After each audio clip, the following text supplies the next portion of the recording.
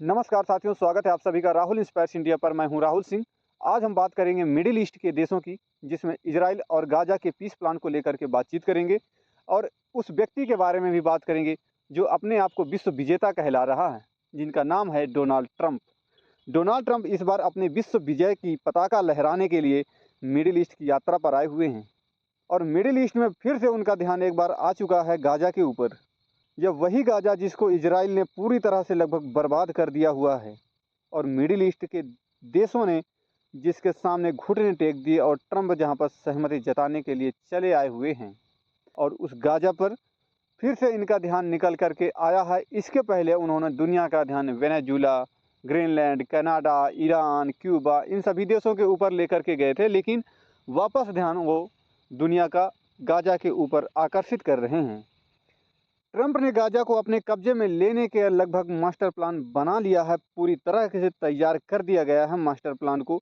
Israel को आज जो जानकारी मिल रही है उससे वह खुद भी हैरान हो रहा है और इजराइल को अमेरिका के द्वारा इस प्रकार से साइड किया जा रहा है जैसे मधुमक्खी के छत्ते से मधुमक्खियों को हटा दिया जाए और शहद पर अपना कब्जा ले लिया जाए। इस इजराइल को साइड कर दिया जाए और गाजा पर अपना कब्जा कर लिया जाए, इस प्रकार से कुछ न्यूज़ें चलाई जा रही हैं।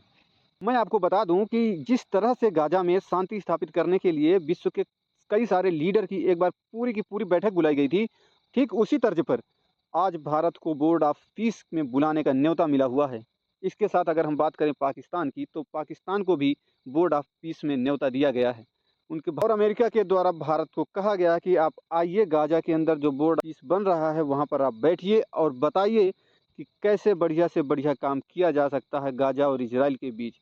एक तरफ भारत को बोर्ड ऑफ पीस में बुलाया जाता है, वहीं खबर निकल करके आती है कि जो भी मेंबर स्टेट इसमें शामिल होगा उस मेंबर स्टेट से, यानी कि स्टेट वर्ल्ड लेवल में कंट्री को स्टेट बोला जाता है, तो जो भी मेंबर स्टेट शामिल होंगे उनसे $1 बिलियन भी लिया जाएगा। इस बोर्ड ऑफ पीस की बैठक में लगभग दुनिया के 60 देशों को न्योता दिया गया है अमेरिका के द्वारा और कुछ लोगों का ये भी मानना है कि कई सारे देश, यानी कि 60 देशों के जब प्रेसिडेंट, किसी के प्राइम मिनिस्टर, किसी के किंग, जब राष्ट्राध्यक्ष यहाँ पर बैठेंगे तो शायद यूएन को तोड़ने की भी बात हो सकती है। उसके साथ साथ यूएन को नया एक रूप बनाने की भी बात हो सकती है। यहाँ पर कुछ लोगों के द्वारा इस प्रकार के कयास लगाए जा रहे हैं, क्योंकि हाल ही में ट्रंप ने यूएन समेत यूएन और गैर यूएन की लगभग 66 ऑर्गेनाइजेशन से अमेरिका को बाहर निकाल लिया है। बोर्ड ऑफ पीस के बारे में जानने से पहले आप अक्टूबर 2025 की खबर को देखिए, जिसमें ट्रंप के द्वारा 20 सूत्रीय प्लान बनाया गया था गाजा और इजराइल में शांति स्थापित करने के लिए। उस डील में ट्रंप ने कहा था कि इसके अंदर शांति व्यवस्था बनाए रखने के लिए एक बोर्ड ऑफ पीस बनाया जाएगा, जो कि अब जनवरी माह में 2026 में बनाया जा चुका है। उस बोर्ड ऑफ पीस का काम होगा कि वो इंटरनेशनल स्टेबलाइजेशन फोर्स की मदद से गाजा में स्थिरता लाएगा और तमाम सारे कार्यक्रम गाजा के अंदर करवाएगा, बंधकों की रिहाई भी करवाएगा और कई सारी ऑर्गेनाइजेशनों में गाजा को और इजराइल को शांति स्थापित की डील करेगा।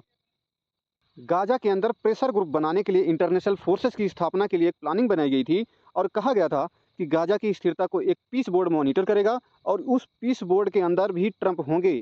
कुछ इस तरह का एक पॉइंट बनाया गया था 9th नंबर पर। इस लिस्ट में आप 9th नंबर के पॉइंट को आप देख पाएंगे। उसमें लिखा गया है कि Gaza governed territorially by the technocratic Palestinian committee under an international board including former UK prime minister Tony Blair and led by Trump. यानी कि ट्रंप सबसे ऊपर होंगे, फिर टोनी ब्लेयर होंगे और इनकी एक अपने आप में कमेटी होगी, इंटरनेशनल बोर्ड के तरीके से जानी जाएगी। और ये कहा गया था कि अब गाजा के अंदर स्थिरता लाने का यह प्लान होगा। जिस समय यह घोषणा हुई थी हमने आपको उसी समय भी बताया था कि अब गाजा और इजराइल के बीच में शायद शांति आ सकती है, लेकिन आज तक अभी तक शांति आई नहीं है। तो देखते हैं कि क्या ये पीस प्लान जो अभी बन रहा है, पीस कमेटी, तो क्या ये अच्छे से काम कर पाएगी? क्या गाजा मान जाएगा? गाजा में जो हमास आतंकी ग्रुप है, हमास आतंकी ग्रुप के हथियार डाल देगा? और क्या इजराइल का हिस्सा गाजा बनेगा या फिर गाजा के ऊपर अमेरिका का अस्तित्व हो जाएगा? यहीं पर आप मिडिल ईस्ट में जो मुस्लिम कंट्रियां हैं उनकी एकता को भी देख लीजिए कि जब इंटरनेशनल फोर्सेस का बनाने के लिए बात की जाती है ट्रंप के द्वारा, अक्टूबर 2025 में ये घोषणा जनहित में कर दी जाती है, तब भी किसी देश के द्वारा हमास की तरफ से, ना तो इजराइल की तरफ से किसी भी प्रकार की कोई भी फोर्स भेजने को कोई भी देश तैयार नहीं होता है। इसी कारण से हमास का और मन बढ़ जाता है और हमास जवाब देता है ट्रंप को कहता है कि आपके साथ कोई भी देश नहीं खड़ा है, आपके कहने से कोई भी देश अपनी फोर्सेस नहीं भेज रहा है और आपके बस की बात नहीं है कि शांति डील करवा दें आप। कुछ एनालिस्टों के द्वारा ये भी कहा जा रहा है कि ट्रंप का मन तो तब बढ़ जाता है जब वेनेजुएला पर 3 जनवरी 2026 के दिन रात को 2 बजे के आसपास में अटैक करके वहाँ के राष्ट्रपति निकोलस मादुरो को और उनकी पत्नी को कैप्चर करके अपने न्यूयॉर्क की जेल में डाल देता है। इसके साथ साथ जो उनके अंदर थोड़ा सा भी हेजिटेटेड था यूरोपीय यूनियन को लेकर या चाइना रसिया को लेकर के, तो उनका मन बिल्कुल से तब खुल जाता है जब वो रसिया की एक जहाज़ को पकड़ लेते हैं। बात तो तब निकल करके आती है ट्रंप की जब ईरान के अंदर प्रदर्शनकारियों की मरने की संख्या बढ़ती चली जाती है और वो अमेरिका से केवल भाषणबाजी इतना करते रह जाते हैं कि आपकी सहायता ऑन द वे है, आपके लिए हेल्प के लिए हम रास्ते में हैं, आपकी हेल्प रास्ते में है, आप प्रदर्शन करते रहिए और प्रदर्शन को और बढ़ाइए, लेकिन वो सहायता के लिए नहीं पहुंचते हैं। लेकिन मरने वालों की संख्या लगभग 10 से 12 हज़ार आंकी जा रही है। और यूरोपीय यूनियन से उनका मन तब खुल जाता है जब वो ग्रीनलैंड और कनाडा को लेकर के अपनी चिंताएं व्यक्त कर देते हैं कि कनाडा भी हमारा 51वां राज्य बनेगा और 52वां राज्य कनाडा बन जाएगा। इसके साथ साथ क्यूबा को भी अपने कब्जे में ले लिया जाएगा। जब इस प्रकार की उनकी मन की यातनाएं निकलती हैं बाहर, तब यूरोपीय यूनियन और नाटो कंट्री देशों की आंखें खुलती हैं कि जब हमारे ही ग्रुप का कोई बंदा हमारे को ही खाने लगे, तब तो दुनिया में किसी न किसी देश का विनाश होना संभव ही है। चलिए, मैं अमेरिका और इजराइल की दोनों की मित्रता की अगर बात करता हूं तो इसमें सबसे 2 बड़े कारण निकल करके आते हैं। पहला तो है एक प्रेशर ग्रुप। प्रेशर ग्रुप का मतलब आप समझ पा रहे होंगे कि इजराइल के अंदर बहुत ज़्यादा संख्या में यहूदी रहते हैं, तो यहूदी बहुत पैसे वाले होते हैं और बहुत सारे अमेरिका में ही यहूदी भरे हैं। और जो अमेरिका के अंदर यहूदी हैं, उन्होंने बहुत पावरफुल ग्रुप बना रखा है और उस ग्रुप से हटने की वो डिमांड कर देते हैं। तब अमेरिका की जीडीपी हिलने लगती है, जिसके कारण उस पावर प्रेशर को नहीं झेल पाते हैं ट्रंप।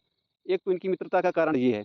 दूसरा कारण ये है कि इजराइल की जो लोकेशन है ना मिडिल ईस्ट में, वो वहाँ है जहाँ से वो पूरे मिडिल ईस्ट पर कंट्रोल कर सकता है अमेरिका। यानी कि अगर इजराइल को एक प्रकार से कहा जाए तो एक्सटेंडेड अमेरिका भी कहा जा सकता है। इजराइल के पास में गाजा है। अमेरिका कितना भी इजराइल को पसंद करता हो, लेकिन उसे खुद का भी एक लोकेशन चाहिए। ट्रंप ने ये बात पहले भी कही है और इसी बात का खुलासा अब धीरे धीरे हो रहा है।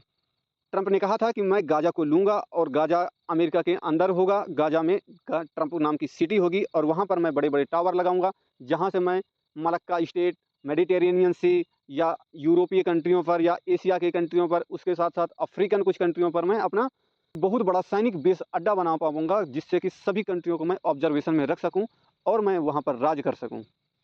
अभी आप इस मैप पर देखिए, मैं आपको फिलिस्तीन की लोकेशन दिखाना चाहता हूँ कि फिलिस्तीन किस प्रकार से बंटा हुआ है। आपके सामने ये रहा गाजा, ये रहा इजराइल और ये रहा फिलिस्तीन। तो इजराइल तो एक अलग सा देश बन गया, वो साइड हट गया। ये बचा आपका गाजा और ये बचा वेस्ट बैंक।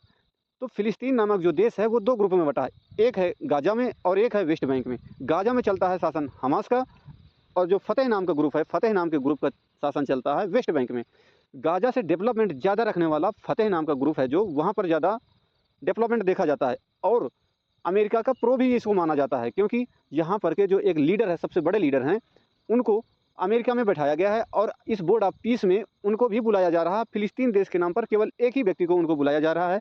वैसे तो नेतन्याहू फिलिस्तीन पर कब्जा करना चाहते थे, लेकिन बीच में आ जाते हैं ट्रंप।